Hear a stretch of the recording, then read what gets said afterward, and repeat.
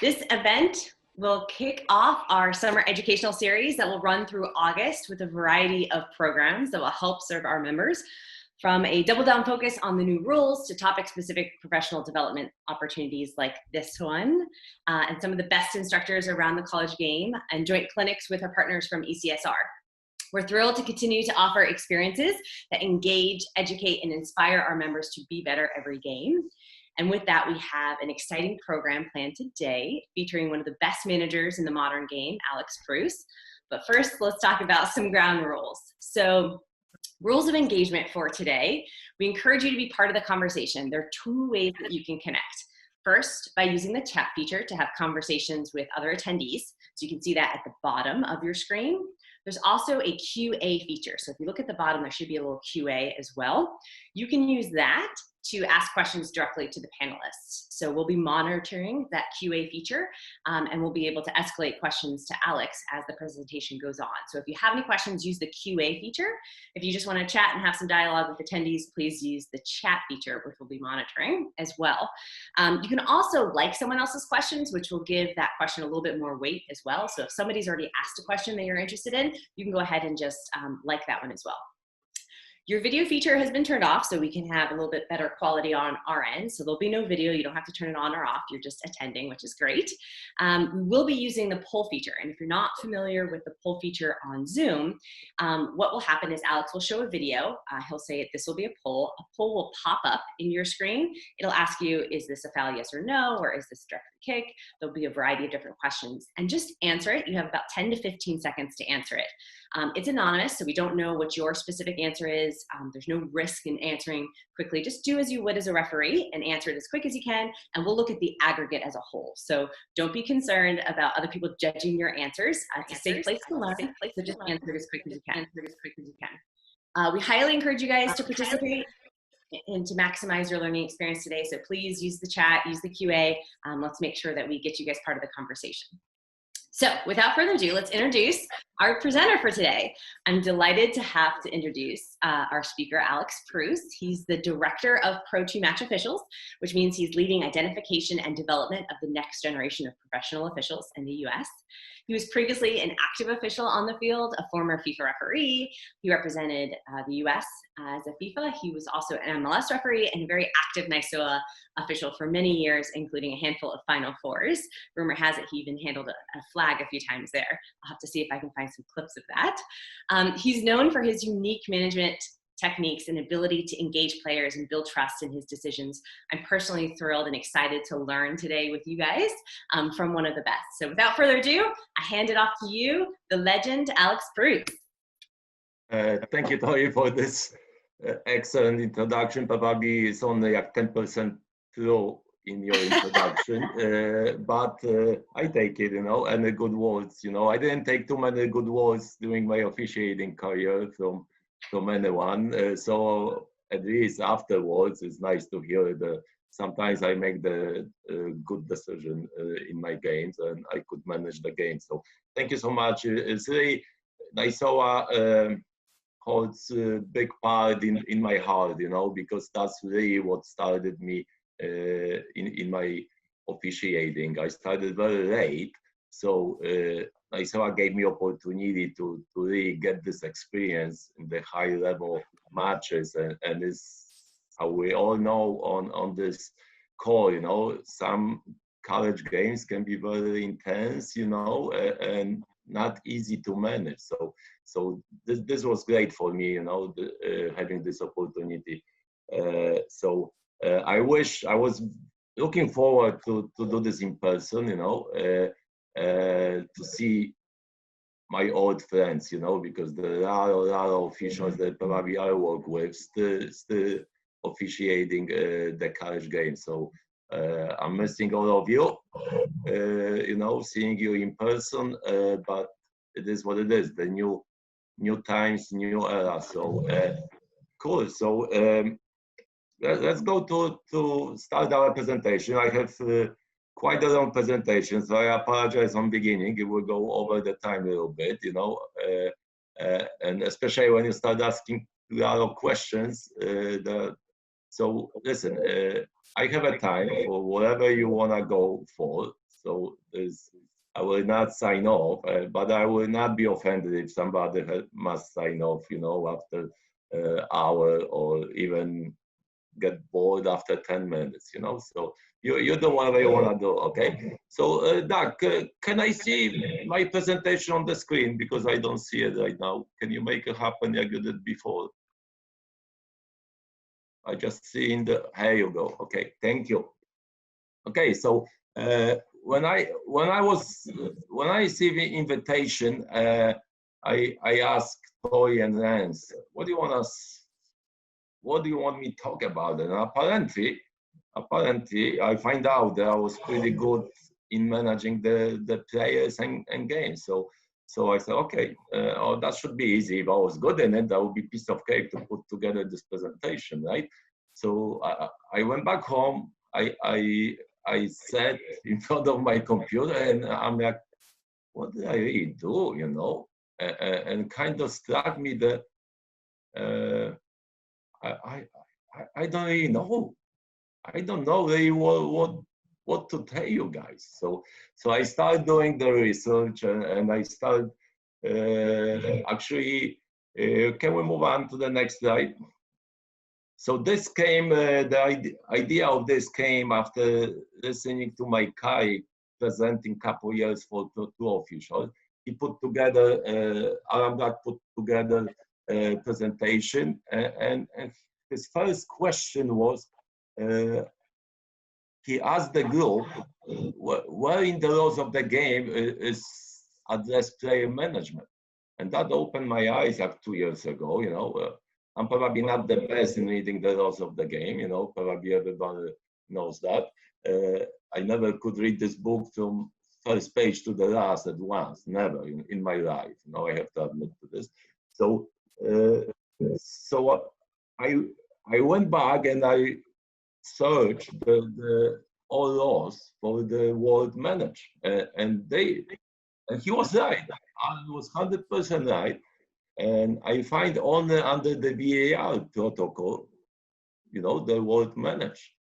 So it was quite interesting for me, because when we talk about professional game, the most of the time everybody will, you have to manage, but the laws is pretty quiet about it. Since VAR was introduced, I know this personally. I know this that they help managing the players. The players not chasing the officials anymore. The officials just do this, and they kind of stay quiet.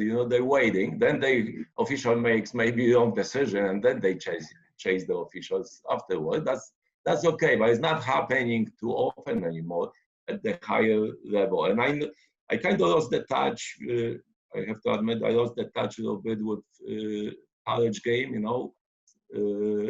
lately, since I retired, and I started coaching professionally youth teams, and then I'm working for the last 4 years. It's really not enough time to watch my games sometimes, that I'm responsible for. So really, I'm kind of disconnected with college matches right now. So I know that you have some protocol for VAR as well, right? You can review some plays. I don't know the details. I apologize for that. But really, that's what we're standing right now. So can we move on, please? So again, not knowing much what I did, I went back and started doing some research, and I tell you what, when I researched the definition of management, it's crazy out there. I can come with 20 pages of just the definition, and so I'm a very simple guy. I want to keep simple, and that's what officiating soccer is, right? Keeping simple. That's the best probably advice that we can give to the officials. So I picked the shortest definition that I could find, and the process of dealing with or controlling things or people. That's really what management is. Can we move on? And then they address a lot of different styles of management. So again, there's a lot of different styles, but the simplest version is here. So we have a democratic, we really try to make decisions together, and that really comes well sometimes in officiating soccer, right? Sometimes we receive as a referee, in the middle, we receive the information from assistant referees, right? From official. So many times we need additional information to make the correct decision on the soccer field.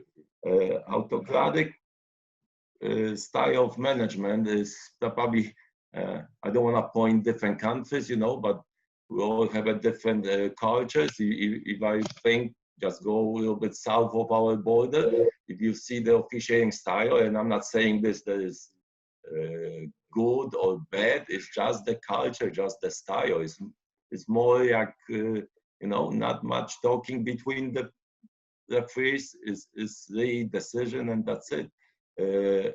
And the last one is the aggressive style of management. You really try to push the decision on somebody else. So probably that wouldn't be good for officiating in soccer. But the perfect leadership is the combination of all three styles. It's like with diet, right? The moderate diet is probably the best for our health. I don't know. I will have to ask my sports science department, but that's what I was told, you know. So really, I don't want to push you to one style or the other. This combination of all three styles is probably the perfect match to be successful in managing professional or college soccer and the soccer game really. Okay, move on, please.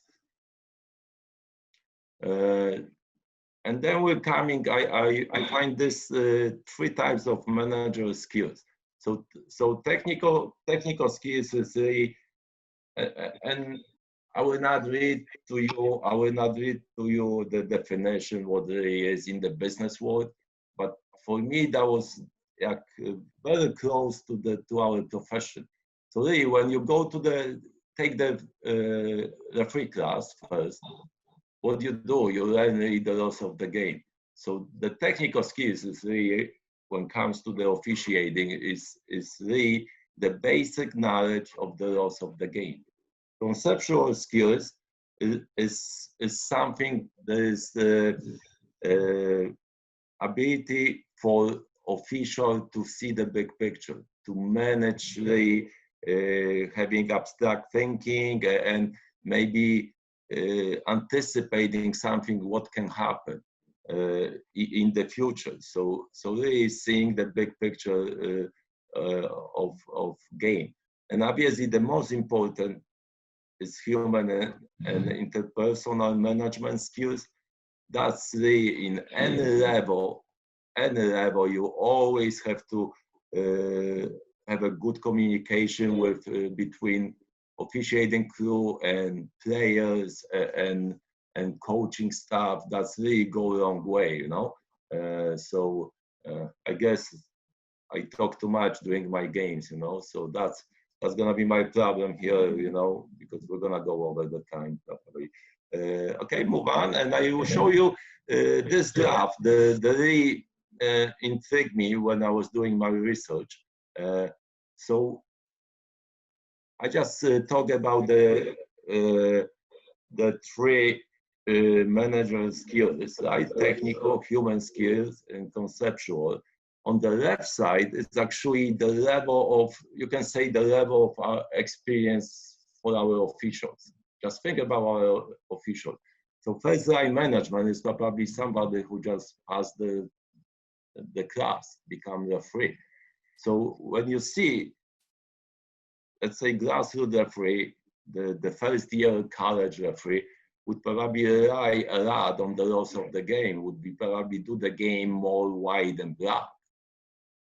But still, the human skills are a huge part of managing the game.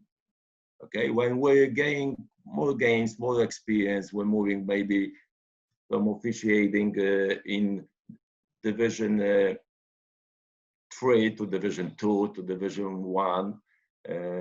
We're probably starting to learning how to bend the laws of the game a little bit.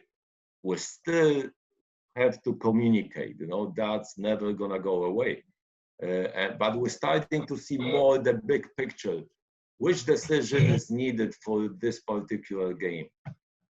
And then if you replace the top management with, let's say, MLS officials, the FIFA officials, encourage the officials who were well experienced going to Final Four, you know, on a regular basis. You still have to apply the laws, you know. The communication, the human skills is crucial, but you can kind of sense what this particular decision will do to the game in the future. You kind of have this feel for the game, this sense for the game. So that's how it shifted. Okay, I hope that makes sense to what we do. Okay, I hope, and if you have any questions, call Tori after the webinar, please. Okay, move on. Alex, I have a question. Oh boy. So I thought that was wonderful, that outlay of all the different types of styles. How would you describe your management style? I tell you what, I have to bring Dr. Joe, and if you don't know Dr. Joe, I'm not gonna mention last name. You probably joined the wrong webinar. You should join the webinar with baseball empires. Okay,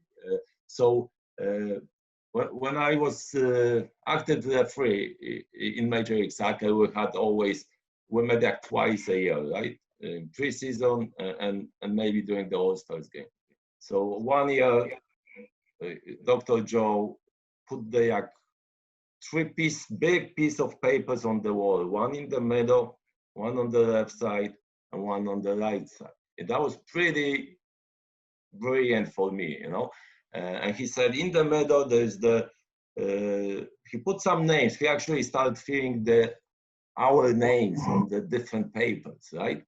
So he put some names on the left, put some names on the middle, put some names on the right side. And I didn't see my name. I said, like, oh boy, I think so. I'm fired, you know, that's my last meeting here. So, and then he started explaining what this means. So he said, on the left is the phrase by the book, you know, really using the laws, using the cautions, cards to control the game. On the right side, he said, this is the referees who bend the laws, you know, see the big picture, making happen, probably maybe a little bit bending too much, you know.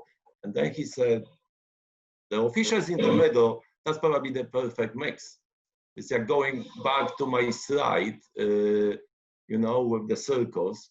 It's always a little bit from here, a little bit from here, but that's probably the best official, you know, the perfect kind of management, you know, taking some laws, bending some laws, you know, as needed.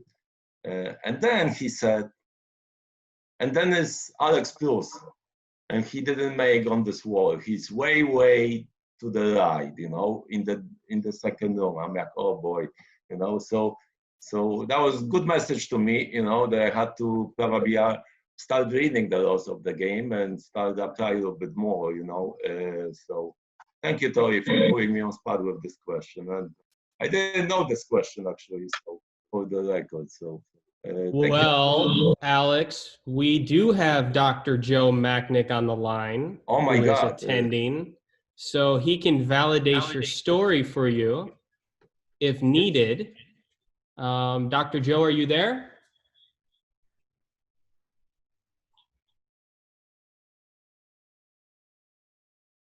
I think we gave you the ability to unmute yourself if you so choose to join the conversation, Dr. Joe. Oh yeah, Dr. Joe is joining, so, but he must unmute himself, I guess. Yeah, maybe he'll join us in a little bit. Okay, I probably have more stories about Dr. Joe, you know, Great.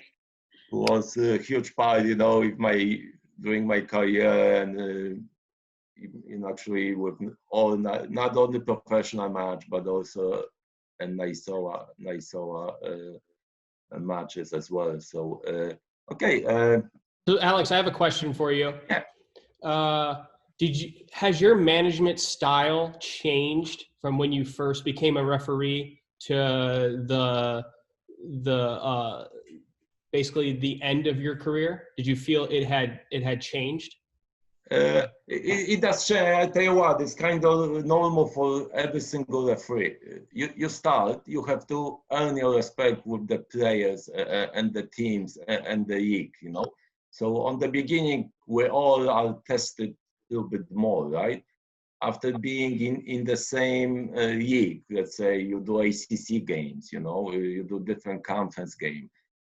After you kind of establish yourself, I know that in college the players kind of moving quickly, you know, it's only 4-year gig and they move on, but the coaches usually they stay, you know. So if the coaches are comfortable with you after a while, you know, they probably have a talk with the players when they see the referee assignment. Hey, Alex is coming, you know. That's what probably the game will look like, you know. If they do their homework, they should do it, you know. So probably that's why your kind of management, you earn your trust with the players, you earn your trust with the coaching staff, and when we see some clips, the clips probably explain what I mean, you know, by saying that. So we do have Dr. Joe available now. Yes, Lance and Tori and Alex, I hope you can hear me. There you go. Yes. Yeah, Alex is telling a true story. I mean, we were hoping to get consistency in Major League Soccer. I worked for Major League Soccer 15 years, and we put referee category A, just as Alex described it. A referee who, by the book referee, never bends it. And category C, all the way over on the other side, referee who really bends the book. And then what we really wanted was referee category B, to try to get, you know, in the middle of it all. So someone who applies the laws but does it fairly and bends it and has a feel for the game when necessary. And I think I was having a little bit of fun with Alex at that meeting, because Alex was bending the book almost to the point of it being broken. But some of those law books are really tied together pretty well. The binding is good on them, so he was never able to break the book completely. And more and more referees got to understand that the more they refereed like Alex, the more they would be appreciated in Major League Soccer. Thank you, Dr. Joe. Thank you, Dr. Joe. Appreciate supporting my story, you know. You're welcome. Okay, can I have my presentation on my screen, please, Bob?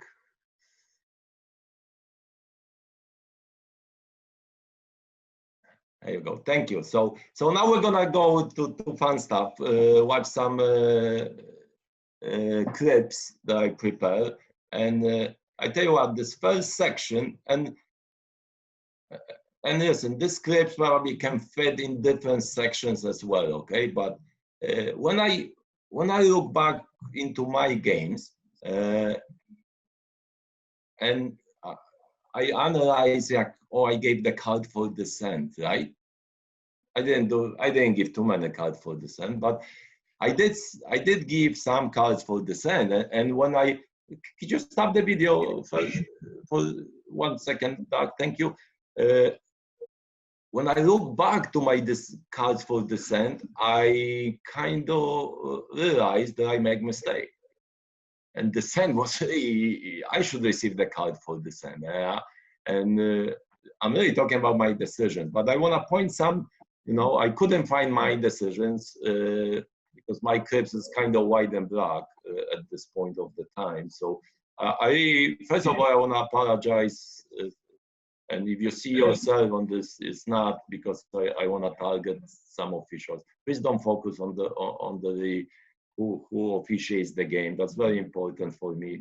And I received some clips from Isoa, from Mark Hen. He didn't point out any officials as well.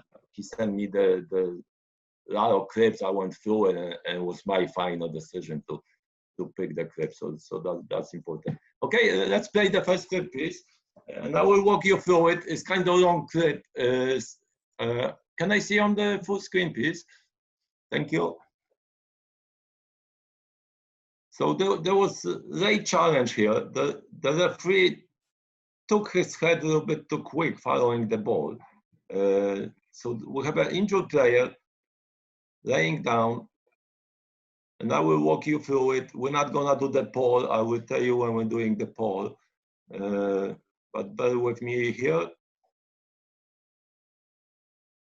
So you see referee now pointing. It's not no VAR, but it's coming with the. I believe they were in CAM system, but it's kind of listening.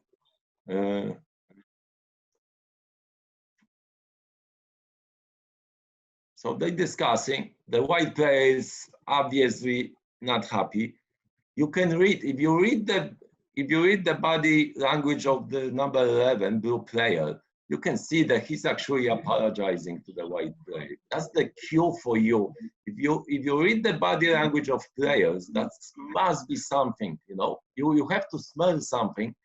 The white team was having possession of the ball, right? Why would this white player go down for no reason? You just have to put the dots kind of together. You see the body language of the players. You have a one-hurt player. You have a blue player who's apologizing. So nothing here, but stop here on the maybe on the point of contact. If you can, here you go. So this is late challenge. The ball is gone. The referee is kind of losing focus on this late challenge because initial one was nothing, and now we're ending with the white player receiving the caution. So can we play moving forward?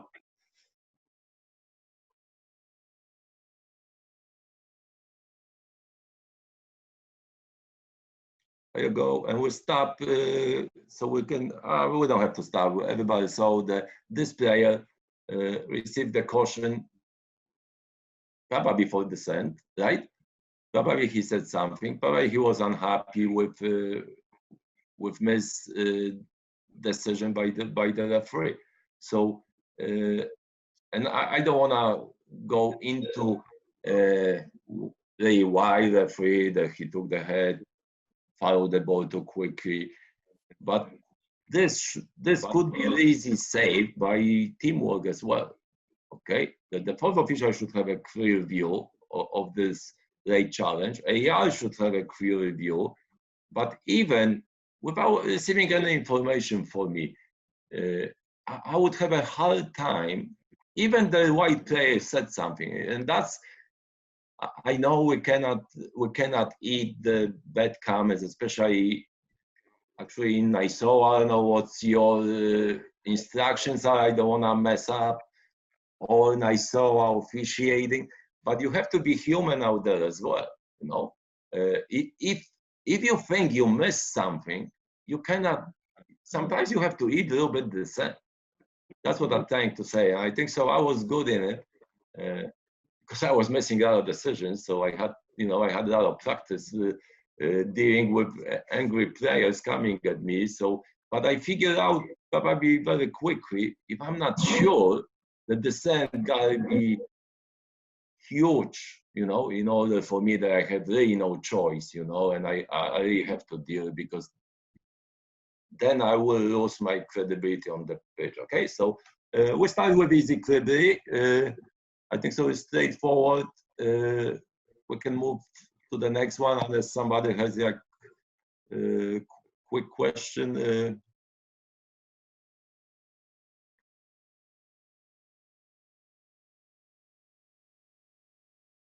Let's watch. This clip is shorter, so we can watch everything what happened. There was few contacts, let's say challenges, between the ball and out of the pitch, and now we're ending second caution to the blue player, red card, and the caution to the white player. If we can find out what happened, it's not great clip, and stop here, stop on the first contact, go back a little bit. So we'll have a first contact, get back, we missed that. There you go. Stop here. Thank you. So this is the first contact on display. And shoulder to shoulder, I don't see anything wrong with it. The referee correctly doesn't see anything wrong with it, okay? And just play to the next challenge, please. And it's gonna be right now, yes. And still, I understand the clip is not very clear, but right now, this moment, the white player comes, plays the body of the blue player from behind. In my opinion, if you keep it simple here, it's over, right? We have a decision, simple foul, okay? But I understand the referee in good position. Maybe the level of the fouls in this game until this point, I believe it's second half. It's only 1 minute, right? The clock still goes down, right? In college, correct? Okay, so maybe he decided to play, and now, boom, stop. Now we have this you cannot really let go anymore, right? At this point, it's to the back. It's obvious retaliation after probably previous contact. Okay, so keep going. So now white player took offense of this, and she retaliated again. So by letting go little things, with referees sometimes getting in trouble. And now, okay, so it's like tick for tack, how I call it, right? This player did something wrong, this player did something wrong. So now, understand the big picture. We have to know who's sitting on the caution, who doesn't at this point. Is it fair? Is it fair in the big picture to send off blue player who should receive actually the direct free kick in her favor to start the sequence? In my opinion, it's not really, you know. Even if I let this go, and I tell you what, I let situations like this go many times in my games, many times in college. There was chaos, mass confrontation, but I would have a very hard time, personally, to send off this blue player, you know, and she actually was sent off probably for saying something right now, you know, not really for any physical offense, because probably the white player was even more aggressive at the end, right?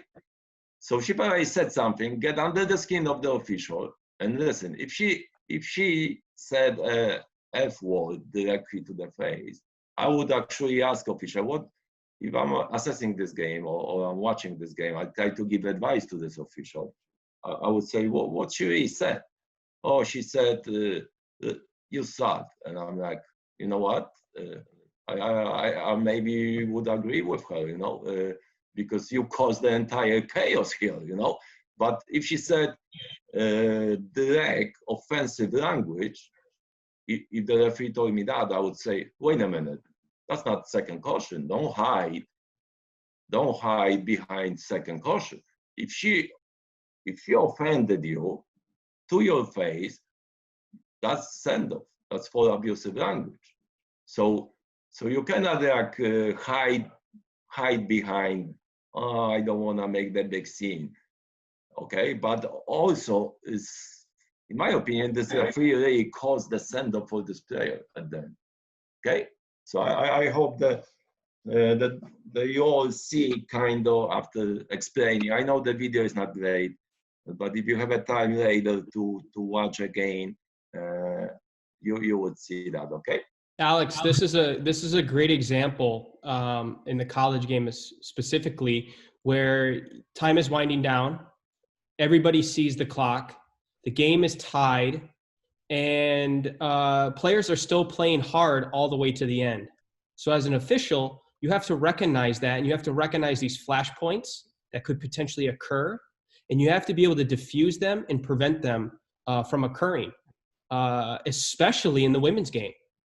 You know, because a lot of us get let our guard down because we think that the time is running out, the ball's going to go out of bounds. But this is where we can have serious problems, especially in front of the benches, because they feel like they have a free pass to commit a hard challenge because they have their teammates there and their coaches there to help them. So this is all about, as you said, keeping it simple, being preventative, and knowing what's at stake between both players, for sure. So thank you. That's exactly the point that I'm trying to make, Lance. So well said here. We keep it simple. We have to emphasize in our game. And in college, I remember I had situations that the goal was scored right on the buzzer.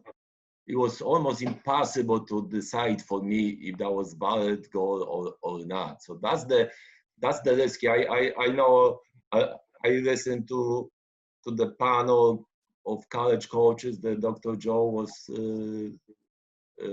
running a few weeks ago. It was great discussion, and actually they addressed this topic that maybe college will go away with keeping the official flag on the stadium clock, because that's exactly great point, Lance, because when you see exactly how many seconds is left, then you sometimes gonna get even more crazy on the pitch as a player. Yeah, if the free keeps, and yeah, okay, we know approximately how much is left. They still the emotions can go high, but you really don't know when exactly the ending of the game is. You still is within actually 1 minute 59 seconds, right? The game can stop any point. So excellent point, Lance. Okay, let's move on to next clip. So and I have clips from different levels. So I have some clips from professional matches as well. So I believe that's a pre-season match in MLS. So we have a challenge here, and you can say, okay, they kept possession, not very great advantage. And now we have a retaliation by the teammate of the player who still sits down, creating the quite huge mass confrontation. There's no question about the referee decision here. It's called correct send-off. You cannot do this. Really, I'm not saying that the referee makes this player react this way. You know, I'm not saying this at all. You know, there's 100% correct decision here. But if we stop here, go back a little bit, and we stop on the replay, and so the orange player plays the ball, and we have a stats exposed, probably grazing contact, you know, coming from a little bit middle of the shin, going down to the foot. But I tell you what, it's painful. If you go, stop for a second, please.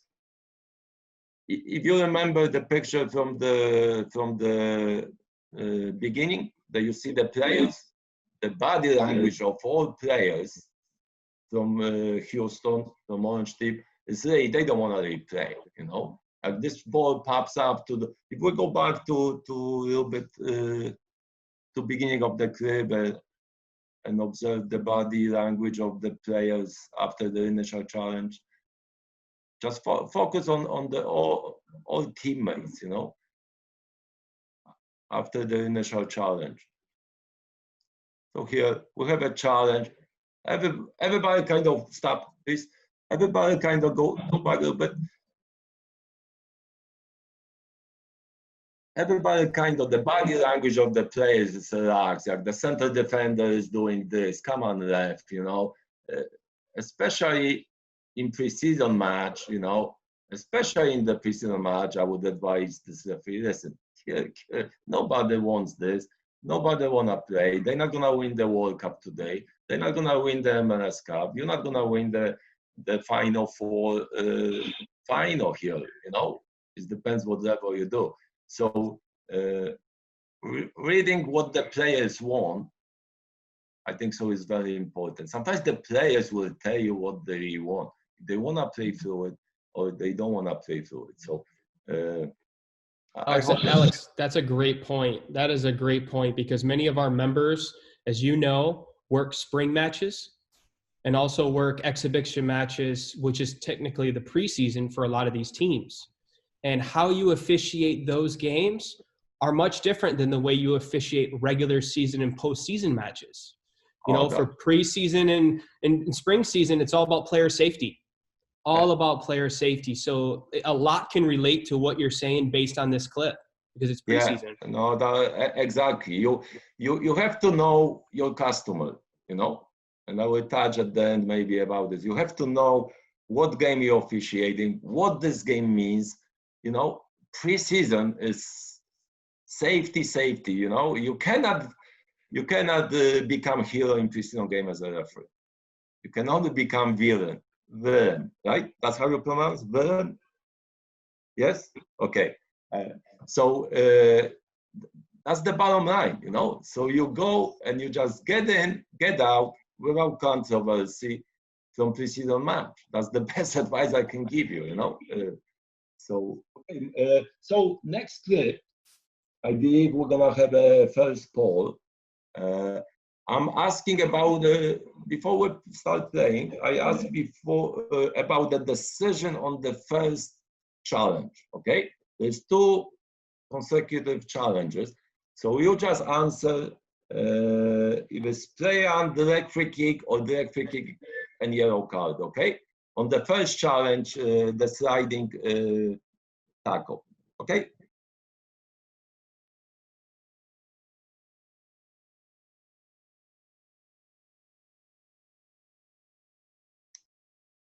Let's play to the end, but I want your first gut feeling decision on the first challenge, not the second.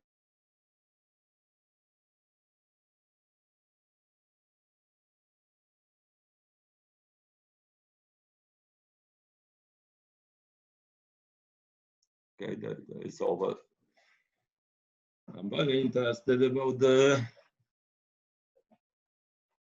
Bruce, they're asking to see it again. We've got questions. Say it again? They want to see again? You can only see it once on the field, guys. Oh, no, Just no. Only get once. You only get one try. You know how many times I use this line to the players? Can I see again?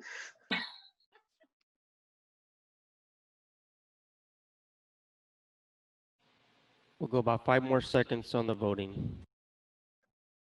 All right, final answers. Get them in.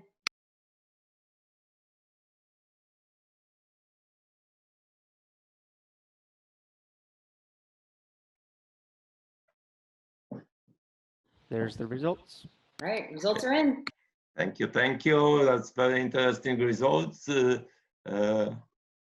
Okay, can we play the clip again? You take the results of the screen for me, please. And I still see the results. Should I have to X them? Okay, I got it. Okay, so when you come back to the sliding tackle, please. The initial sliding, here you go. And possible stop here when he listen, we don't have a great viewing angle. So, but my fear is he did touch the ball with the big toe a little bit. It barely touches the ball, change slightly the direction. But when you go frame by frame moving forward after this very touch on the ball, can we go like frame by frame now? How you go? It's crease secondary action and go back, point of contact, and stop here. Thank you. So if the player played the ball on the ground and kept the feet on the ground, I would probably support the referee decision here. But for me, this bringing the foot 1 foot away from the pitch, you know, for me is a secondary action. For me, he clearly knows what he wants to do. It's like my old coach from Poland was telling me always when I was a young kid, you know, the player can pass you, the ball can pass you, but never together, you know. So something must stop. You have to stop something, either the ball or the player, okay? So I never forgot this advice. So going back, there was a little bit, so stubborn point of contact.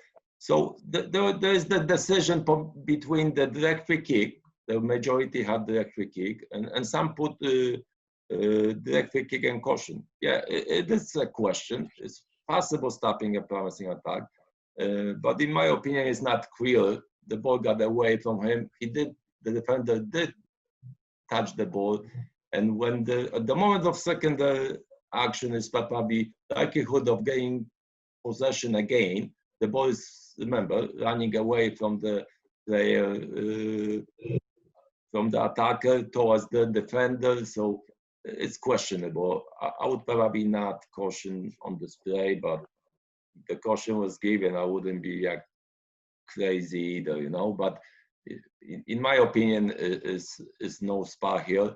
But another point I want to bring this. So you have a kind of more direct free kick here, right?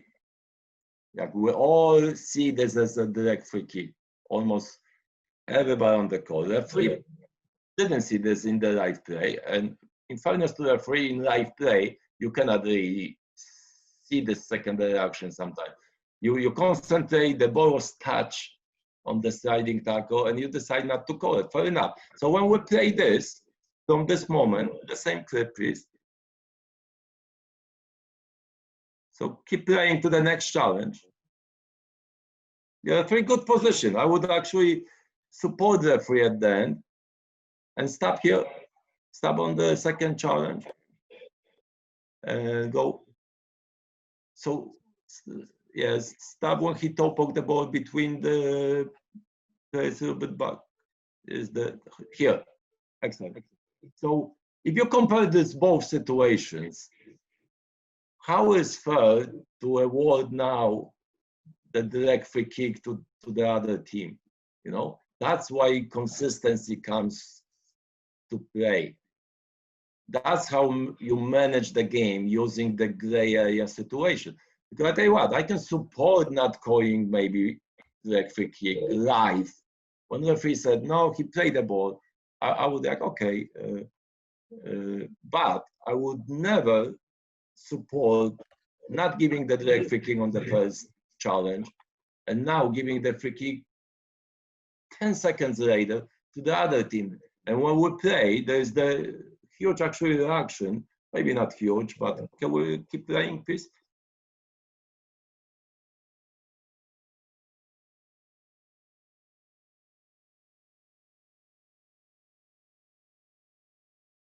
So you see the players don't believe that's a foul. They actually believe that the other was the foul, and that's why the referee gets in trouble. If the referee didn't call the first one, let this go, all players would accept it, okay? And still, I believe that correct decision is direct free kick. on the first challenge for the record. You know, when you go back, you, in my opinion, it should be called the first challenge as a direct free kick. But that's how you manage the game. You know, that's how you manage the game. If you give a little break to this team, you cannot punish them 10 seconds later. You know, so cool. Any questions on this clip? Cool. Let's move on. Let's move on, and we'll have a poll again.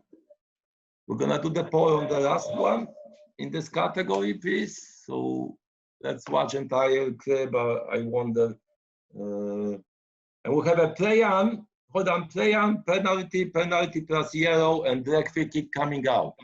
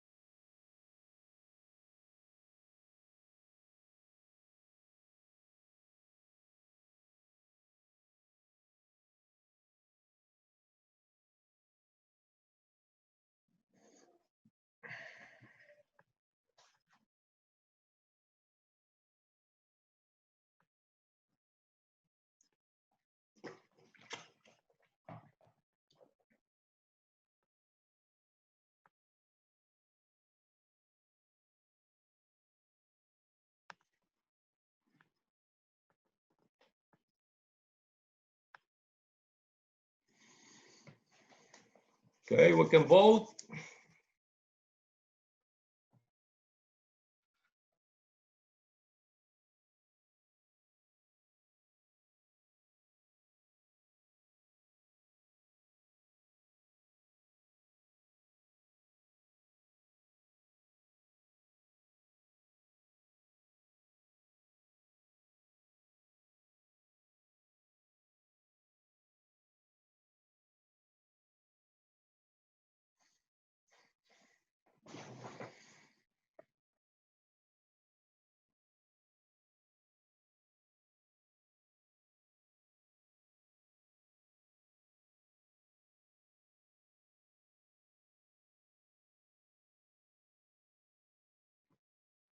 There's the results.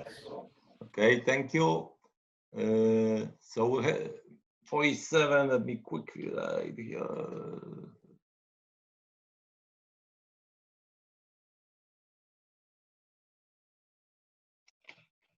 And on my side, I see Bayern conduct, but that was intended yellow card, I believe. So if somebody, so that can be confusing. Let's forget about this answer 7%, because I see VC on my end, right? That was intended to be yellow card. Okay, so we have a quite 50-50 split between, but majority sees this as an offense committed by the goalkeeper. So go back to the last view from, I believe, from behind the goal. There you go, and if you freeze, so goalkeeper totally loses the side of the ball, in my opinion. The attacking player is 50-50 ball between them, maybe 70-30 in favor of attacking player. Attacking player clearly plays the ball with the knee, and when you see goalkeeper, he doesn't pay attention. You know, she just went to the challenge, completely misses the ball, and a couple more frames. High foot, knee to the stomach area. So if somebody's seeing this as a direct free kick coming out, I would really, if you can challenge me on this decision, I would love it, you know. But in my opinion, that's clearly penalty kick, and also the reckless challenge, yellow card for the goalkeeper, in my opinion. You know, it's reckless. pretty high contact, pretty high force, doesn't reach the level of serious foul play, but for me it's 100% caution here. In fairness to the referee, it's not easy decision, right? So I'm not trying to put the referee down here, but I want to point one more thing. If we go to the play by defender high up, if we go back a little bit on the clip, on the original, when defender kind of plays the ball into the air, a little bit back, so that's already happened. So right now, it's long ball. Okay, keep playing, please. Long ball. The referee probably should be with the highest speed. He thinks right now, stop. Right now, there's the time for the referee to forget proximity and create the angle on display. The ball hangs in the air for quite a bit, and we don't see the referee what the referee is doing right now, but the referee could create the viewing angle here. So that's the kind of point that I want to make on this clip. When you see on the last view, you see the referee kind of straight behind the player. So go back to the referee, to the last angle from behind the goal, please.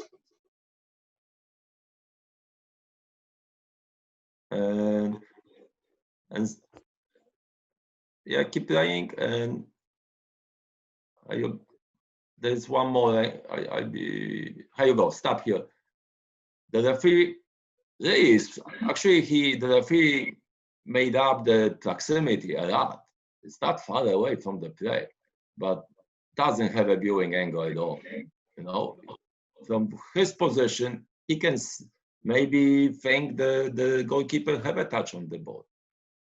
So that's the really learning from this clip, you know. But at the end, when you remember the reaction of players, you know, they kind of very disappointed with the decision. You know, the players from blue team, they really believe they should be awarded a penalty kick. So it's making the correct decision is a key way to manage a soccer game. Okay. Exactly, and Alex here too. You know, some of our members are saying, and you know, when you watch this live from the referee's angle, it looks like a direct free kick coming out. But you have to use the clues, right? You like trajectory of the ball should give you a clue here that the goalkeeper didn't play the ball. You know, those are things that if you don't have a great look at it, especially that's a difficult position on the field because you don't have an assistant referee to help you. Your fourth official can't help you. So you're really no man's land or no woman's land there. So you really got to use the clues as you talked about if you're not in the best angle to see it. Yeah, no, exactly right. That's why I really wanted to stress out. There was the time to create better viewing angle on display. That was not done. The referee chose to get closer to the play instead creating the angle, viewing angle. So that's the learning point from this clip. And live, from his position, there's no way. I always try to put myself when I am analyzing the clips in the referee's shoes. From his position, when I was doing this game, I would never call penalty kick as well. You know, I can kind of imagine the viewing angle from my experience, what he could see, what he cannot see. I only after watching the view from behind the goal, I can say, listen, that's wrong decision. I cannot really support this decision, and we didn't support this decision as well. So okay, cool. Let's move on. I know there's. We're gonna go over the time, big time. So let's quick two clips. We're not gonna do the poll here. I just wanna show you emotional action against Dissent here. So let's play this clip quickly. We have watched the score, almost end of the game. Time and score is important. Referee, there is challenge. That maybe that could be called as a penalty kick. In, probably not enough for me. I agree with the referee. But he really, when you see the reaction by the white player first,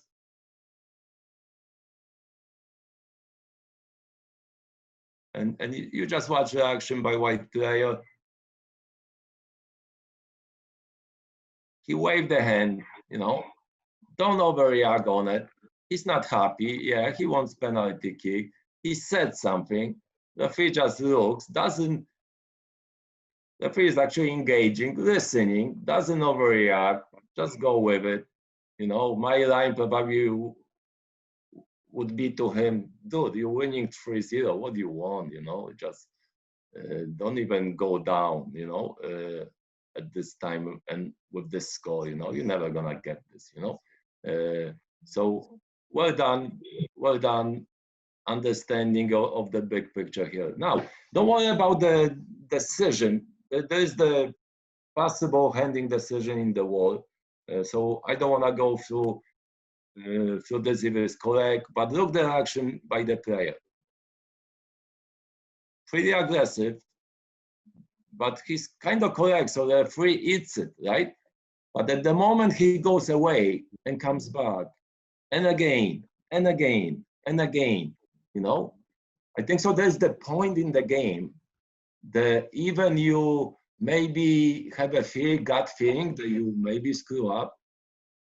I don't think so. You can, there's the line, you have to draw the line, and it's not great video. I don't want to say, I don't want to commit myself either way. It looks like handing, looks like white player is correct. But again, I just want to show you the type of reaction by the player. If it's prolonged like this, going away, coming back, going away, coming back, doesn't want to let go, we really have kind of no choice, to the point that teammates have to take him away, It's over the line, Again, making correct decision probably here would solve the all Dissent, but I cannot prove it because of quality of the video. But my fear is it is a handing. So again, make the correct decision as well. Okay, move on, please. Okay, so we're gonna see some good body language by the referee. Engage with player, stops the play, calm, wants to talk, asking the player, listen, there's few fouls before, putting the player on the spot, very easy setup for later in the game if this player commits another caution. But it's good body language, good body, the referee is engaged, comes to the area, maybe could be a little bit closer here because the play goes kind of close to touchline. The only one, if I want to be picky, when you see what the spot of the foul was and when they took the restart, it's probably for me a little bit too far away, okay, for my personal preference. So if you do this, you deal with the play. My advice is never lose the side of the ball, even the ball is not in play. Never lose the side, because the players will push the envelope, and especially, I tell you what, in college, in the women game, you will get the comments from coaching staff that 2 yards is a huge difference, okay? And I always got this comment, listen, and I like 2 yards, who cares, but two yards can be different, and this is like 5 yards, okay? No, so, Alex, absolutely, especially like you said, especially in the women's game, because where is that service going? Where's that ball going to be played on the free kick in the women's game? Yeah, to the penalty area. To the penalty area, right? So any advantage they can get by moving the ball up, they will. So, this is in this play too, the ball is right in front of the technical areas. We call this in CONCACAF the free zone. I know. You have some of your teammates there to help you, whether it be your fourth official, your alternate that can help you there with helping with the spot of the foul, as well as your assistant referee if they're paying attention. And that's something to include in the pregame with your crew. If you get caught up talking with players to help you with the spotting of the free kick. Yeah, great point. But you have to be responsible. You're in charge of the crew. You're in charge of the game. If you ask the players if they take the eyes off the ball during the 90-minute match, the great players, the greatest players, they know where the ball is every single second, even the ball is not in play. Because the ball goes for the restart, for throwing. They're already thinking about next phase of play, where to make the run to get defenders. They want defenders to get the sweep, so they go ahead and get advantage of it. The great players, they never lose the side of the ball. And the same message must be given to our officials. Whatever you do, you position your body, that you have a peripheral vision on the ball, even the ball is not in play, okay? So move on, a couple good examples. So listen, I'm very positive, I kind of, I'm trying to find a lot of positives as well, always when talking to the officials. So next clip, please. Okay, so another body language communication from NWSL game, hard foul, but the referee recognized that's not just simple foul. It's probably on the limit between maybe reckless and careless, probably even closer to reckless, it could be. But listen, big game, big players, beginning of the match, I totally agree that's not caution, but I would be disappointed if the player wouldn't be spoken to, That's clear message. Look the eyes, eye contact all the time. The only very tiny thing I would say that maybe a little bit too close face to face, if I would be picky, a little bit too close, There's the moment they quite close, but maybe that's sometimes, we don't have an angle from the other side. So maybe it looks very close, but maybe it's actually not that close. But really, if you pay attention to this clip, that's what we want from the referees, And Alex, this is going to be a challenge, and maybe you've discussed it already at the MLS level, but it's going to be a challenge for our referees at NISO at the collegiate level, is being able to manage players under the current situation and conditions of COVID-19, because of not, intruding their space and them intruding our space, and where you really have to, it's not about what you say, but it's about how you say it. Yeah, how you look when you say, right, that nonverbal. So it's going to be a challenge for a lot of our members to start to develop a skill set where they can manage from 6 feet or more away. Yeah, that's a great point, that we're living in different times now. That's definitely wasn't social distancing by Daniel Czeski. So listen, we cannot do this anymore, but to have confident body language, giving the clear message to the players, it can be done from 6 feet away as well. Have an eye contact. That doesn't change. All principles do not change because how close we're gonna be. Okay. So last one, quite positive from I believe USL match. They are not happy with decision. Bounce the ball, but not very high. So the referee recognized that. The referee knows he cannot let this go because that can create the issue. All players, listen, you think you're dealing with one player? No. all 22 players observing you right now, what you're gonna do? Because if you don't do anything, they will push your envelope, and then you're gonna be handcuffed because of it.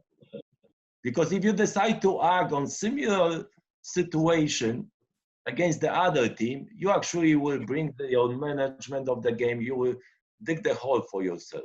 So if this player bans this ball 20 yards above the ground, I don't think so that he has a choice anymore and must caution this player. But because he kind of did this motion, but Khaled is really on the limit here, right? It's really on the limit. But I actually support the referee, good body language, maybe, so then I didn't call a 50-50 decision against this player. Not right away, I'm not that stubborn, but the second half, I was like, I didn't call it, she got a little bit foul, but I didn't call it. And she started yelling at me, like, what are you looking at? I'm like, don't talk to me. And I ran away. And I tell you what, actually, the game after that, when this player never challenged me again, So I don't know. I'm not advising you to do this, it was 20 years ago, whatever, probably different times. Don't do this, but that's true story from women games. So I hope I answered the question. Yes, I think you did. And I think we've got Doug back, it looks like. Okay, excellent. So if we can, Doug, go to the next clip.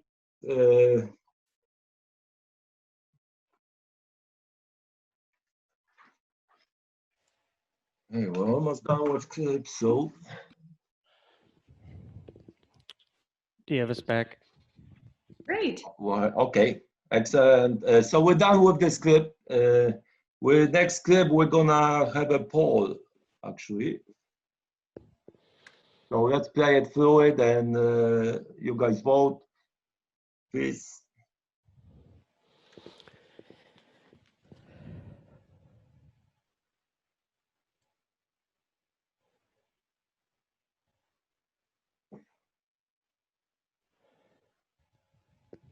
So the two questions. You either see this challenge that just happened as an offense, direct free kick, or play on like the referee did.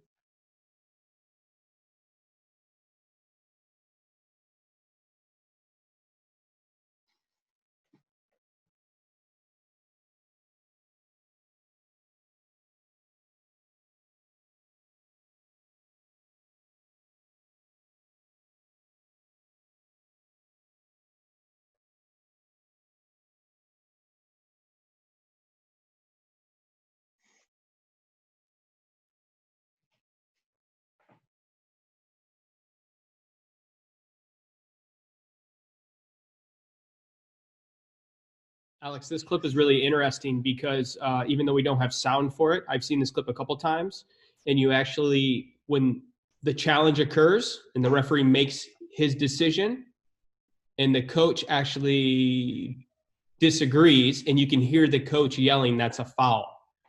And I know we can't hear it here, but the coach is actually yelling, "That's a foul, that's a foul. How did you miss that?" And that's why you see the referee go over to the coach as he did. So just maybe put a little bit more context to the caution by the referee here for our viewers. Okay, thank you, Lance, for the insight. So it looks like I'm not gonna say it. We're still voting. So did you just give the answer? I was still voting. Our voting is done because Voting's now done. There, we ended it. 77-23. So majority sees it as a foul. It is a foul. It's not huge foul. It's not big challenge, but it is upper body to the back.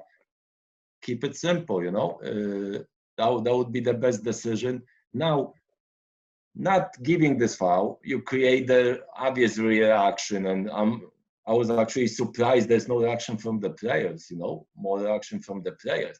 Like probably in different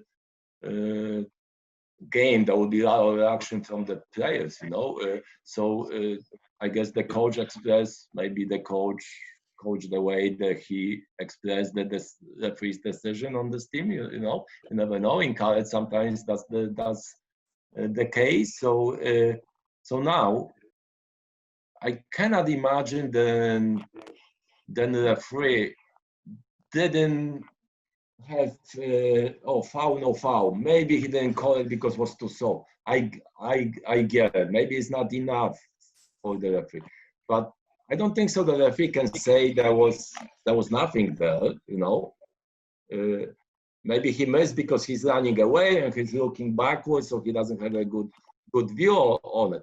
But you have to manage the situation. You know, yeah, the coach is 100% right. He cannot express. He cannot be overboard, and we don't hear the voice. Maybe he said something. Maybe he was too loud, but I think so that would be great opportunity. I know what I would do. You know, even I didn't call the foul, I would come and just have a great conversation with coach. I would put this coach to my pocket with the rest of my Nisoa career. You know, he would be my best friend after this incident. I would go and admit, listen, I probably missed it. I probably should give it to you, but I wanted to see your reaction if I don't give so foul against you. You know, I was checking you out.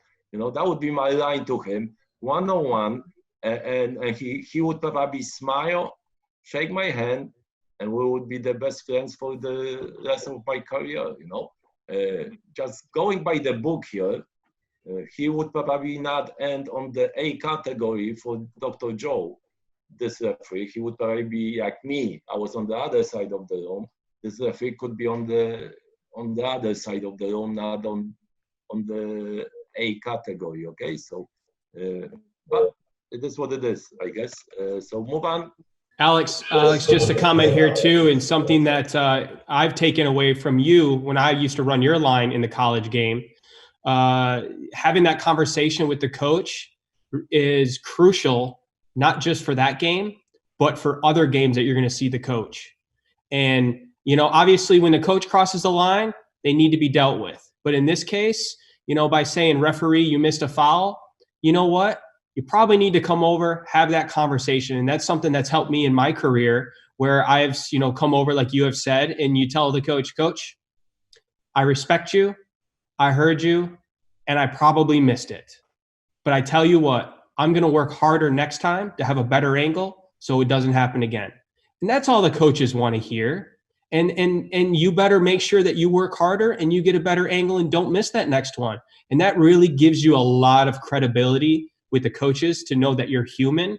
Now, you can't tell the coach all the time you missed it, because otherwise they're going to be like, why are you even out here? You know, so you got to really pick and choose. And what you're saying is 100% accurate in that you can't manage each situation the same way. Everything is different based on feel, based on your relationships and your reputation. Yeah, exactly the point that I want to make. You have to be human out there, you know. That's the bottom line, you know. If you're too defensive, you will get yourself into trouble. If you're going to defend every single decision out there, you know, we all know we're missing decisions sometimes. So we cannot defend, we cannot say we're perfect, because you will lose all credibility out there. So probably that's the main point, you know, from our presentation. If you can remember this going to next match, you'll probably be more successful managing the matches, okay? So let's move on. Alex, one thing to add there. I think too often we're afraid to address it because we don't know what to say, right? We might not have the level of experience that you have, right? And so we don't know how to address it, right? And I see referees steer away from addressing coaches because they don't know what to say. And I would encourage anybody, address it, right? If you don't address it, it will escalate. It will continue. It won't go away, right? So even just a look sometimes from across the field, now that we have COVID, right? Even just a look, even just a thing, something to say, I hear you and I understand, right? What Lance said is very, very clear, right? I would encourage you guys to try to address coaches. If you don't today in your game, do it and see how it evolves. Build a relationship with coaches that way, but don't just ignore them. And I've heard referees tell me like, well, I didn't hear them. we need to open up our ears in order to hear those coaches as well, because they're part of this game. They're the leaders of their teams. And if they're upset at us, that frustration filters to the players. So we can't just ignore it. So I encourage all the referees out there to make sure we're paying attention to it and we're addressing it. Yeah, especially the comment that you make, I didn't hear it. Listen, the college game, unless changed from my days, there was not 100,000 people in the soccer Nisoa game, right? I know that I heard every single comment from the coaches. Some I chose not to act, you know. I'm not saying that I acted on everything, you know. So I don't buy any official in the college match say, I didn't hear it, you know. Somebody heard it. You use the CAM system more and more, right, in college matches. Somebody heard the coach. So just this excuse doesn't fly, at least with me, okay? Cool, so we'll go to next one. That's very quick clip.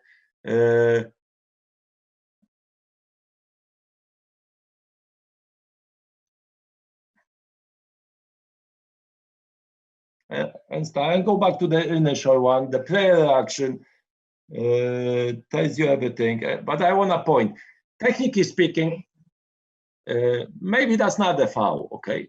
But I won't bring the location of the field, who commits the contact, and we'll stop. Go back. When can we stop at the moment of when he's kind of reaching a little bit with the hands? Now, listen, the player stumble as well, white player, you know, and technically speaking, but the referee is probably 100% correct. In the middle of the field, that wouldn't be a foul, but there is the contact between both players, and I want to point to you. For me, what's standing out is safe officiating in this case. The ball is not within playing distance. That's what, for me, I will give benefit of the doubt to this defender, even though that maybe technically is not a foul, but because the ball is not within playing distance, you shouldn't make any contact with your opponent. You know, for me, it would be easy whistle going out and forget it. Now, this guy, I don't know what he's doing, but, you know, this guy is commits 100% foul. So the referee technically is correct. But that's for me is really the feel for the game, feel for the moment, and being selfish as a referee. You know, it's totally safe officiating. And I know all officials on this call do this. You need less to give the foul in defensive third in favor of defender, who's like facing the own goal line, and attacker comes and puts some pressure from behind. Do a little touch, the defender goes down, and you kind of 99.9% you will give the foul going out. You know, if this happens in the penalty area, that would never be a penalty kick the other way around. You know, we do this all the time, and I think so. That was taking a little bit too much risk here. You know, in this situation. Move on. That's simple clip. And how I said, the referee probably is technically correct. You know, probably that's not a foul. Not much of the foul, you know, but still, it should be called, in my opinion. Okay, next one. Well done. Do we have I think so. We have a poll here, right? So the question is, did any offenses occur before the referee stopped the play? So just concentrate. If anything happened before last challenge that create the mass confrontation.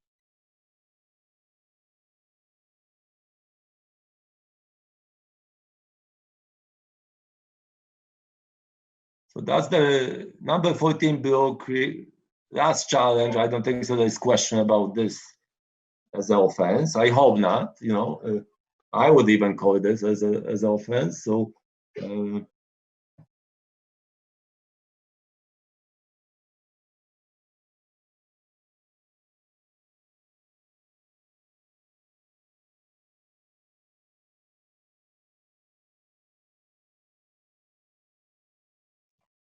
I like the comment here. Look at the referee crew and how they really de-escalated this mass confrontation, very quickly. I've seen a lot of college clips in the past where we are spectators, where we want to triangulate and we just watch and we just let them go until they figure it out. That doesn't work at the college game. The college game, you need to use your whistle. You need to use your voice. You need to try to beat that third player in so you can de-escalate the mass confrontation.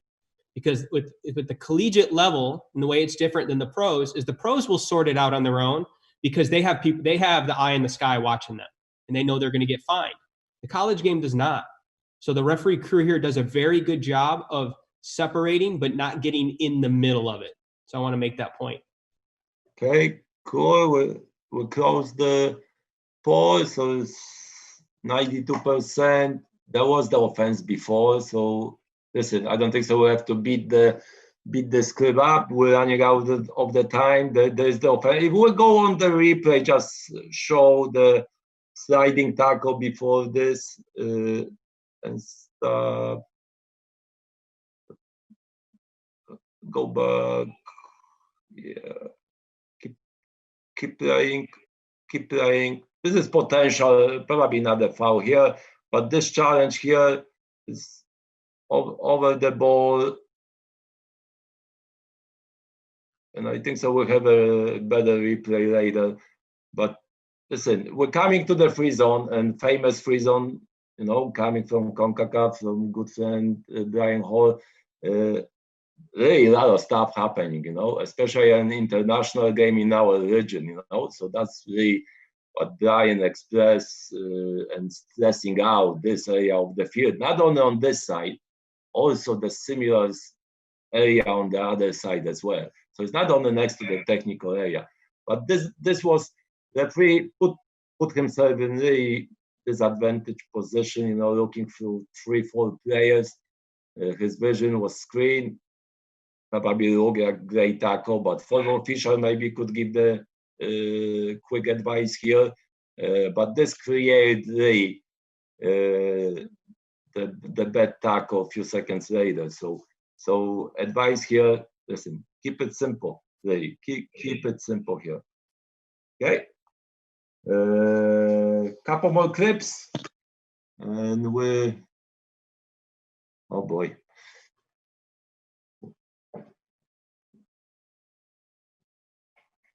I will talk you through it. These two clips. So it's two situations that, quite frankly, that's simulation, right? So they're in good position. Dealers, listen, decide not to give the caution, not to call indirect free kick coming out. But when you see closely, for me, that's clear simulation. I think in good position, even too close, but he decided not to play. Another clear simulation for me. And can we stop this? And at the moment when player reacts, I go back. For me, it's clear simulation, And kudos to the referee being in the right position, even overrunning a little bit. One more step and another, if he went down on the first step, probably I would say just don't call it, talk to him afterwards.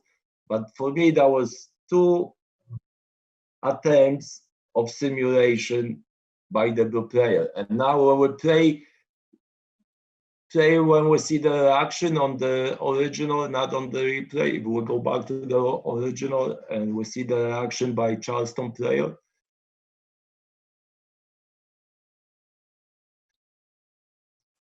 Okay, and play now and stop when the Charleston player kind of approaches the free after.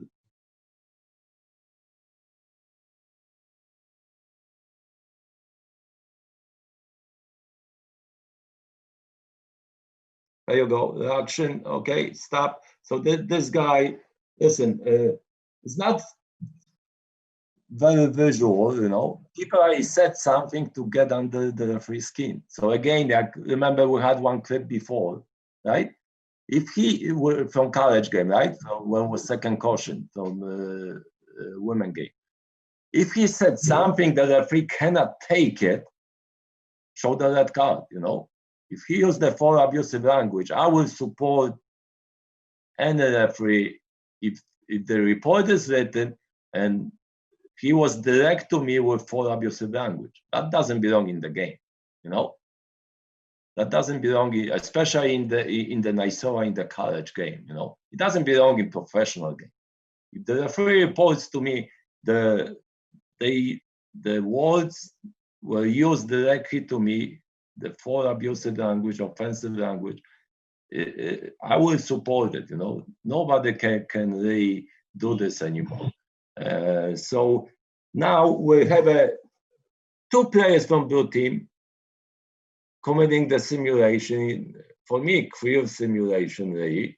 Okay, you give the break on second one, but if you do this twice on me, when I'm reffing the game in 10 seconds, I will call the second guy. And I would probably make comment to him, listen, you're not paying attention what's going on. You're not paying attention to this match, you know? I gave the break to your teammates 5 seconds and you're doing this on me again. I wish I could put in the report, and be careful, don't say this, but in my mind sounds nice, you know? I wish in the report is caution for stupidity, because that's what you actually should get for, you know? I wouldn't maybe say it, but in my mind, it works perfectly, you know, the reasoning for the caution. I would tell the coach after the game, though, you know? That's why he really got the caution. Like, you got to coach these players better.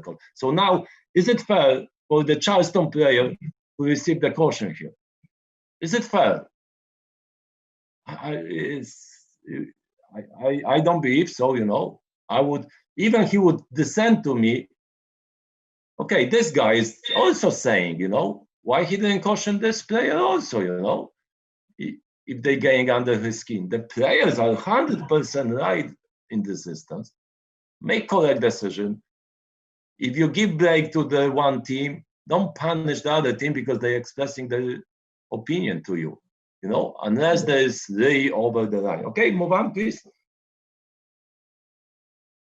Last clip. Everybody's celebrating, you know. They're already watching Premiership, probably, you know, in the background. That's fine. I am. No, I'm kidding. I'm not.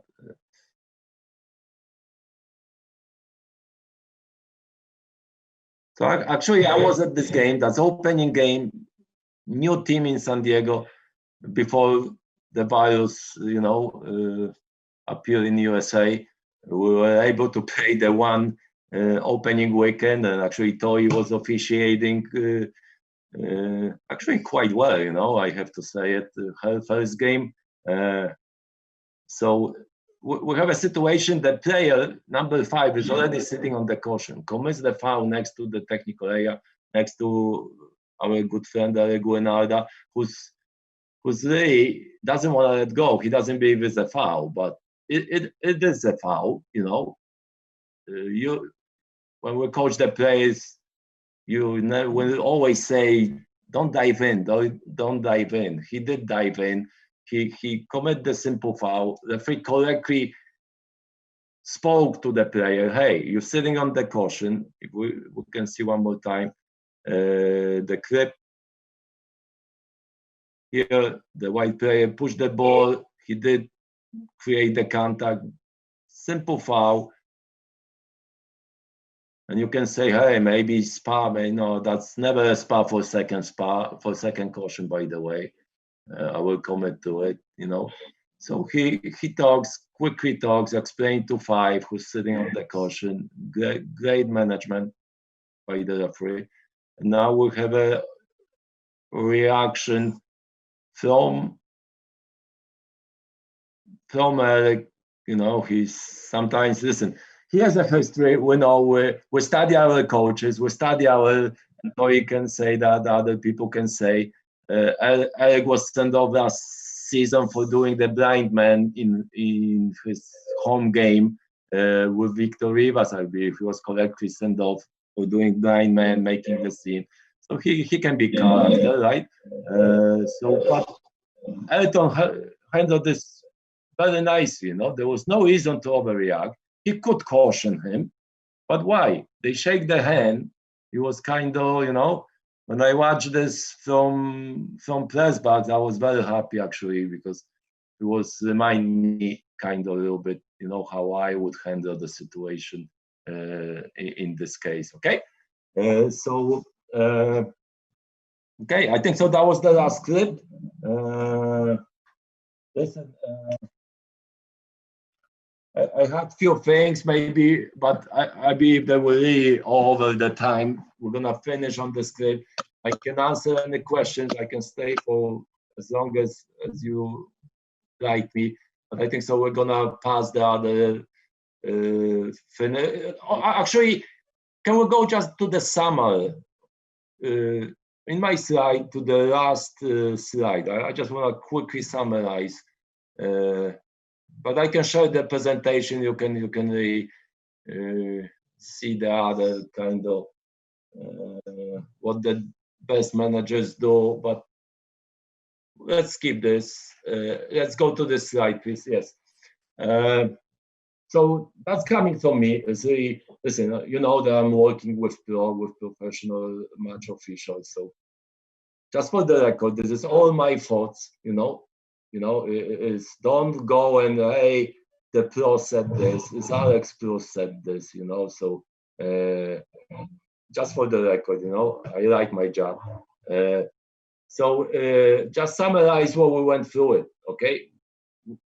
First of all, that's the key. If you make all correct decisions, you will have 0 dissent. I would say 1% of dissent in your matches, because there is always, and I was asked to not swear on this presentation to keep it clean. There's always player even I couldn't manage. I had some players on each team. I had kind of character that I couldn't get along with. There's always somebody that will go crazy, on us. Next, open to communication with players. That's a must. If you want to be successful in modern soccer, you have to talk to the players. I'm not saying speaking, talking there, but your body language is also. You speak with your body language. That's probably, you heard this 100 times in several presentations. That's even more powerful than your words, That's next one. Use your personality. Please don't go there after this presentation and try to do everything what I told you to do, and some stories what I share with you. You can get in trouble, okay? You have to figure out and do you over there. Do what fits you. Do what you're comfortable with. Don't try to become Alex Prus. When I scout the officials, I'm not looking for my replacement, okay? I'm looking for somebody with personality. It can be opposite from mine, and I still will pick this official if I see something special, I'm not trying and create the mini-me, I'm trying to find the different officials with different personalities who can do the job, okay? And can we go back to the slide? I lost it, please. Address or, no, not this one. Next one. Thank you. Address all issues. You cannot think that it's not gonna bite you later if you don't address it. You just put your blind eye. It looks in my games, when probably people watch my games, that I sharp a lot of things. I was always called that I didn't send the players off. I forgot my red card. But I tell you what, I did address. Maybe it wasn't seen on video. I did address, maybe not right away, but I did try to address every single thing. Some I missed, so some I didn't see it, fair enough. Use gray area decision to manage it. Remember the one clip with an ASL game, you know? We all almost agreed that was direct free kick, but we cannot, even we can say, okay, don't call this, but you cannot call 5 seconds later something that is less in favor of the other team, okay? So all this gray area, the maybe foul, maybe not enough, you have to make decision what happened within this game before, okay? That's the greatest management tool, understanding the gray area decisions, how to manage that. Obviously, be fair to both teams, you know. Dr. Joe had favor saying, you know, if the visiting team believes they got the fair shake, you did a great job, you know. I hope I didn't change any words from Dr. Joe. He can confirm. Be consistent within the game. We touch on this. Use your team. You cannot do the high-level college game, any professional game on your own. You know, otherwise, I would save a lot of money in my budget. I would send the one referee to the games. You know, but it's impossible to do it. You know, so you have to use your team.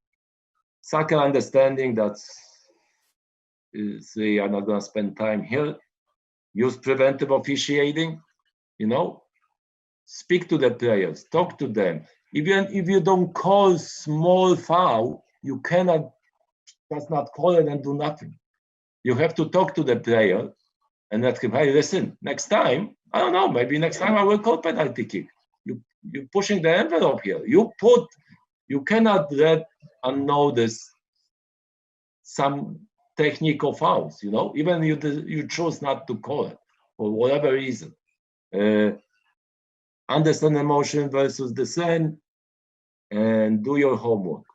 I cannot stress enough that you have to get ready for your matches. The times that you show up 15 minutes before the match and say, hey, who are you? What team is that? These times are gone in the professional match, in the college match as well.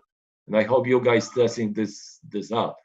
There is no, with the streaming and everything, I think so there is no match in college. I don't know, maybe I'm wrong. You cannot actually see the previous matches. They all streaming all matches, right? So there's no excuse. In my days, I had excuse. I said, yeah, I don't know, I cannot see this match. I don't have this channel, you know. I had a lot of excuses, right? Now there is no excuses to be unprepared for your next match. Zero. Okay. So if you have any questions, I know we went way over the time, but I think so because the lens and Tori took 40 minutes of my time, by the way. So I'm still kind of on time, okay? But anyway, I'm happy to answer any questions if you have. Yes, Lance, do you want to do them or you want me to? There are a couple questions that came through the QA. Take a look. Let's take a look here. We have one from Ashby, Wendell Ashby. Okay, go ahead, and we got time for one question. Oh, one. Which one do you want to do? Do you want to do Assad's then? Yes. The easy one. The easy one. I'll give you a softball here. Okay. If you could pass along one piece of advice to the 135, we're up to 100, and we were at one point over 150 attendees. If you could give one piece of advice to help referees that are listening here, what would that be? Be human out there, okay? That's my biggest advice I can give you, that. Especially in the times we're living right now, you know, I think so we have to start be human to each other. Not only on the soccer field, in our real life as well, okay? So it would go a long way when you go and show the players, show the coaching staff, that you're somebody that they can talk to, that you understand them, that you have feelings as well. You cannot be a robot out there, you know. You have to show your emotions as well, you know. When you're pissed, you have to show them you're pissed, you know. But don't forget smile from time to time. Don't forget, you know, and again, it's all your personality. But in the times we're living today, I think so. If you show you the human, they will be human back to you. Okay. So remember, you treat others as you want to be treated, right? That's very important. If you do this, forget the all judgment calls and soccer, okay?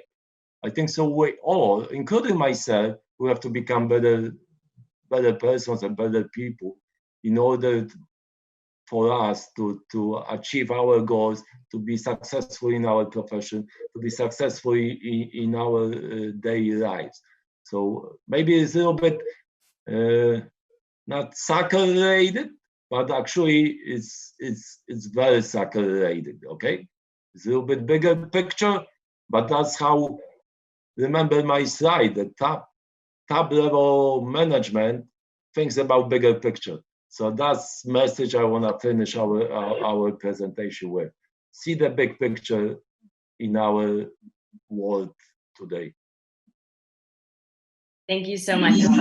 With great advice to close us out on. So thank you so much for joining us. It was such a pleasure. I know I took a lot away. Hopefully everybody on the call did as well. Everything from adjusting to your customer to don't defend everything, or you'll get into trouble, management styles and differences there, as well as, of course, be human, which has such a very apropos saying in today's world. But thank you again so much. And thanks to everybody for showing up today, to growing and investing in yourself to learn and be better. This is how we do it. This is a safe place before we get on that pitch that we can really challenge each other and learn. So thank you to everybody for showing up.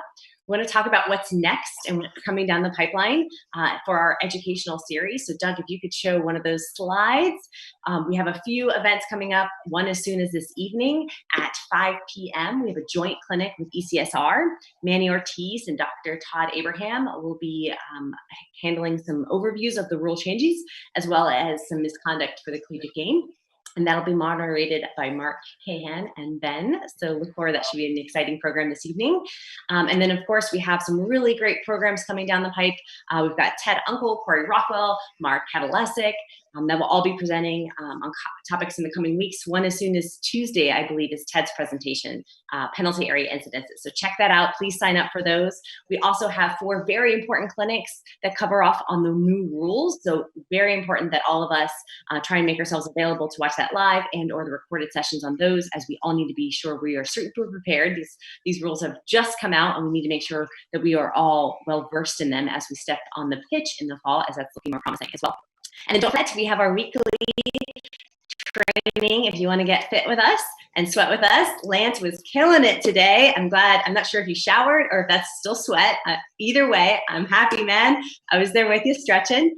So Tough, very tough. You did a great job. It was awesome. Coach Trent really laid it on you today. But join us. We'll be doing that every weekend. You can join our YouTube station there, and then we'll be providing 3 weekends a week for you guys to stay fit as we get into the college season. So make sure you use hashtag NYSOAFit and post any pictures or images. We'll be giving away some OSI gear as well as some Lulu gear as well. So look out for that. Some awesome prizes on the works. So please use that hashtag, and we'll be aggregating all those images and sharing them as well. Look forward to seeing you guys in future events. But before we go, we have a really special little ceremony and presentation for our presenter. If I could bring Tom. There you are. Hi, Tom. How are you doing? Corey, how are you? Fabulous. Thank you so much for joining us. My pleasure. And Alex, I don't know whether you remember or not, but you didn't address how to handle a game when it was 25 degrees. You remember our little episode up in App State in Boone, North Carolina, a few years ago in that playoff game, and it was cold. So I don't like cold. That's why I moved to Florida, you know. Well, I'm with you there. I've been down there in the wintertime for the last 3 years myself. The reason I'm invited today is because we do have a special presentation. That's part of the job I do with NYSOA. And today, this is truly a real special presentation because On behalf of our organization, because of your career and what you have done over the last few years and what you did to create such a great game in soccer with the referee standpoint, Nisoa is pleasure, and it's my distinct honor to announce that you are to be inducted into our Nisoa Hall of Fame as a referee this year for the year 2020. I hear a few claps in the background. Yeah, I guess that's my family just walk into the room. Oh, So. that's well, good. That's what we hope to do, and I hope that they and we need to share that with them as well.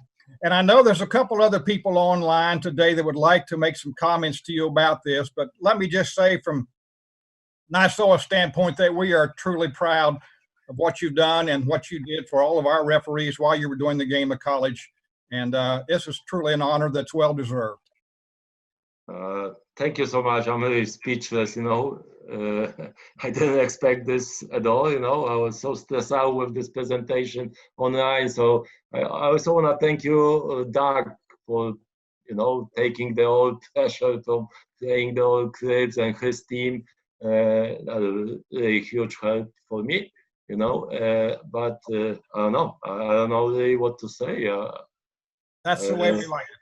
Yeah, I'm just speechless, I really appreciate all people on the call and Tom, Joe I see your face now, so probably you have something to do with it, I would say. Yeah, I'm really honored to join the elite group of officials from college game, Thank you so much. We will have some type of an induction ceremony in the future that will be named later, but I'll send you a letter with all the official announcement, also asking for some information from you, so you can expect that in the mail. So I need to get your address.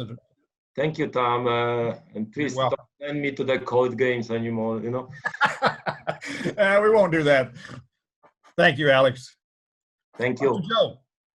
So Alex, congratulations. What fantastic news. I mean, I hope that everyone who was on the call, almost 150 officials, men and women, really got a feel for you as a person because of the way that you feel the game. I mean, you could just tell by this presentation, it's all about the human element. And Tori gave you a great introduction, but I mean, you were a player. You were a coach. You have an A license from U.S. Soccer and a national certificate from United Soccer Coaches.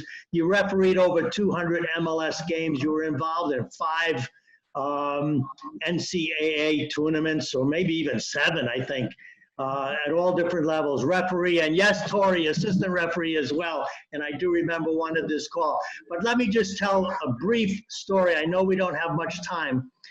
We talked about Alex bending the book, and sometimes he did bend the book really, really as far as you can bend it. And the disciplinary committee at Major League Soccer would have to review some of those situations. And I was on the disciplinary committee, and during that time, because of the union with the players, we had to bring players in and review the plays. And there was a play that it was a foul on the far touch line, and it was serious foul play, and but Alex only cautioned the player, and we had to have an inquiry whether or not we were going to suspend the player and fine the player for his misconduct.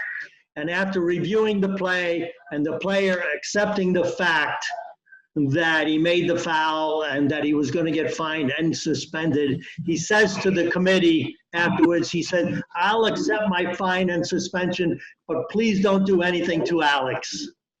So, I mean, that's how much the players, Alex, loved you and appreciated you, and the coaches too, when you walked on the field, not only in MLS, but also in the college game. They knew what they were going to get. And they were going to get a real human being there in the middle.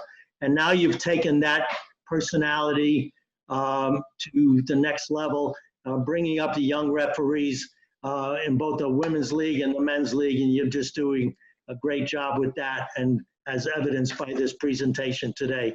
So thank you, Alex, for everything you did, and congratulations once again. Okay, thank you, Joe, for your kind word. I really appreciate. Yeah, the players probably like me because they knew they never gonna be sent off. So there's always something, you know. But I'm really appreciative what you guys did for me today, you know. So thank you. You're most welcome.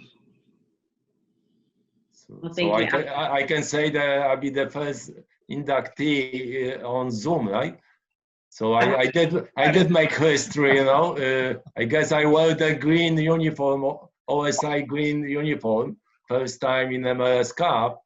If I believe I'm correct, I used the first spray, banishing spray in opening game in MLS.